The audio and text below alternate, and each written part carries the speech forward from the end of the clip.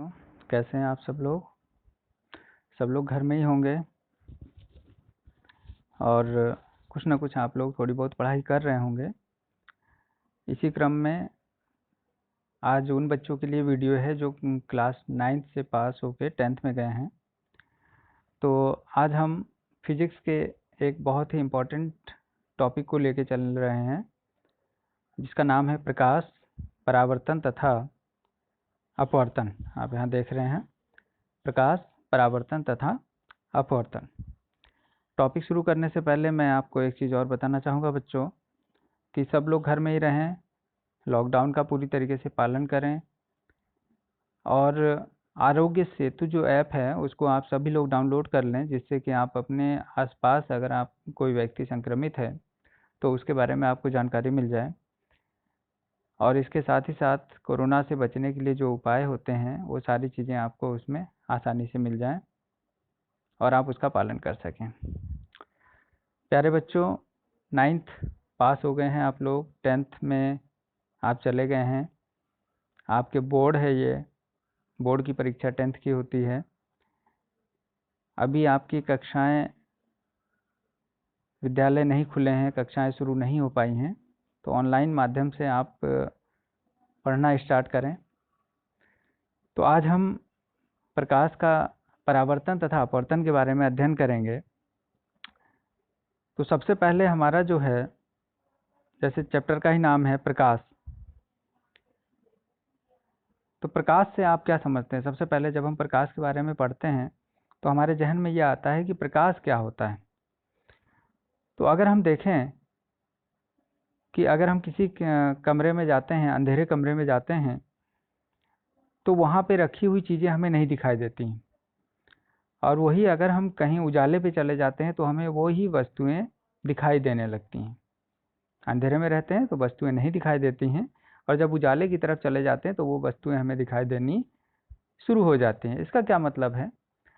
इसका मतलब ये हुआ कि कोई भी वस्तु अगर हम देखते हैं या देख सकते हैं तो उसके लिए प्रकाश की आवश्यकता है।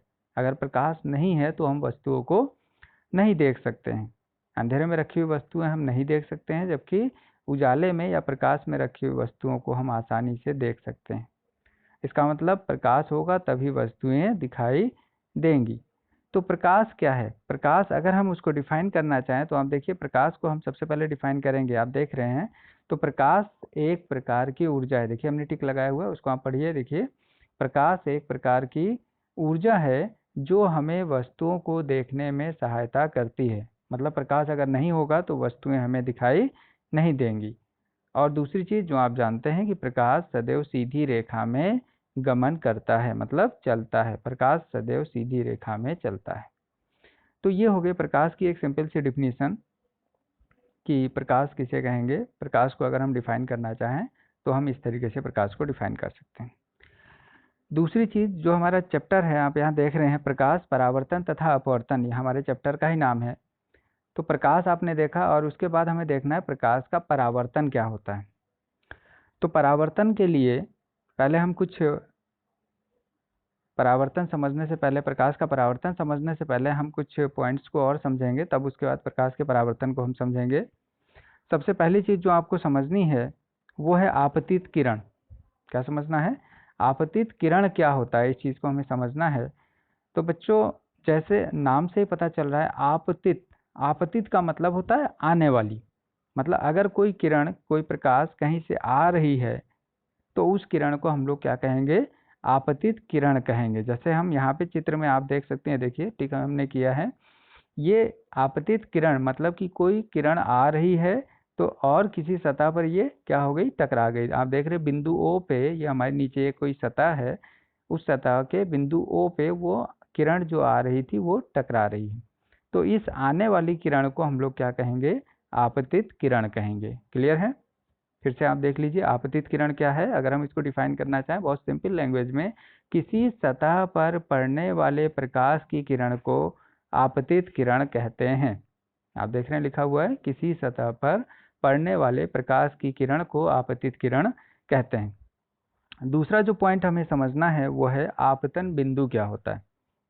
आपतन बिंदु आप देख रहे हैं, अगर हम इसी चित्र में देखें तो ये आपतित किरण मतलब आने वाली जो किरण है ये हमारे इस सतह पे बिंदु O पे टकरा रही है।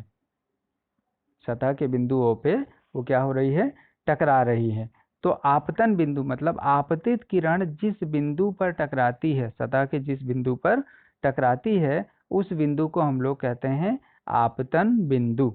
और इसको हम लोग डिनोट करते, जैसे हमने यहाँ पे दिखाया है O से, मतलब O क्या है, आपतन बिंदु है। तीसरी चीज आपको पढ़नी है परावर्तित किरण।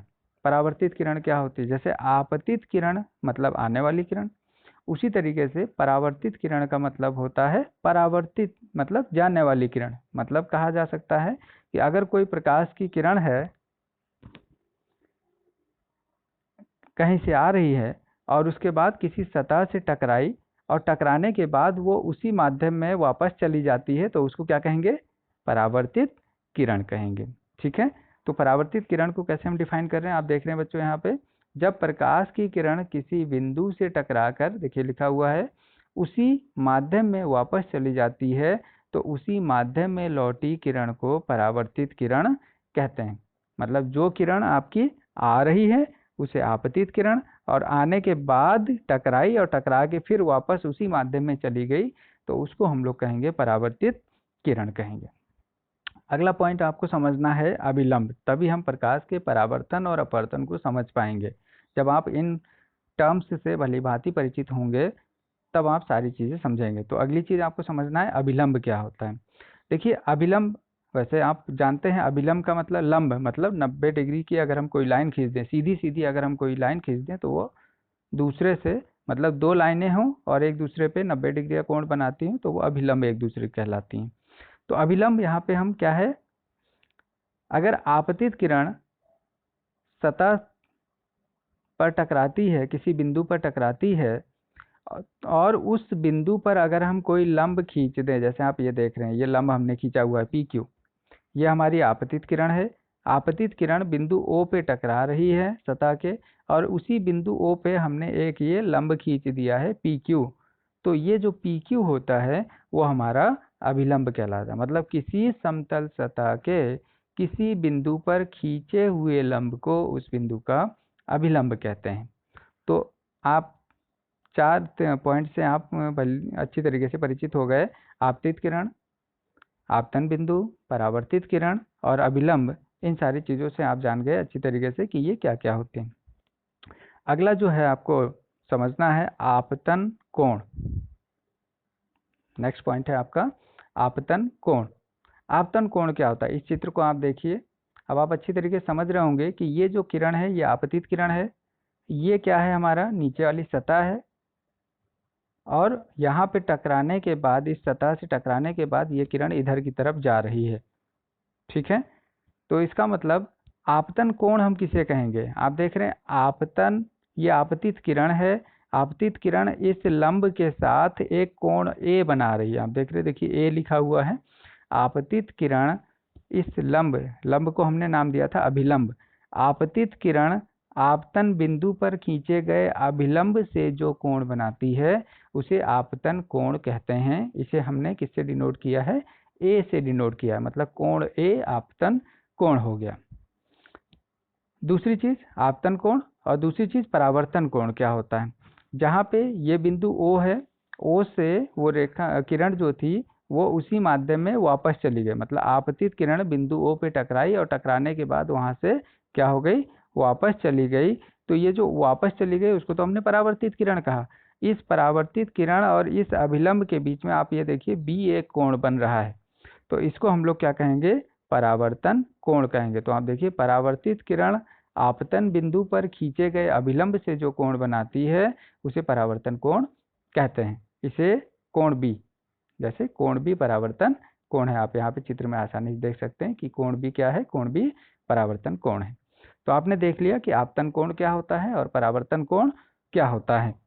अब इसके बाद आप पढ़ेंगे प्रकाश का परावर्तन। प्रकाश का परावर्तन क्या होता है, तो ऊपर के सारे टर्म्स से आप अच्छी तरीके से परिचित हो गए हैं, जान गए हैं।